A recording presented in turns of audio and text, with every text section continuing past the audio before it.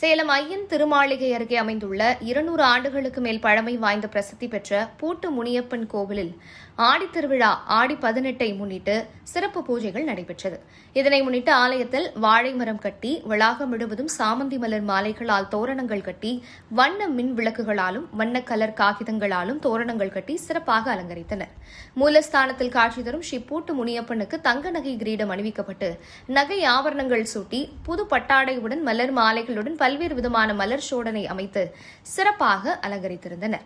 தொடர்ந்து தெய்வங்களுக்கு தேங்காய் பழம் உடைத்து பிரசாதங்கள் நெய்வேத்தியம் செய்து மகா கற்பூர தீபாராதனை காட்டப்பட்டது. ஏராளமான பக்தர்கள் தேங்காய் பழம் உடைத்து மாவிளக்கு எடுத்து வந்து ஸ்ரீ பூட்டு முனியப்பனை தரிசனம் செய்தனர்.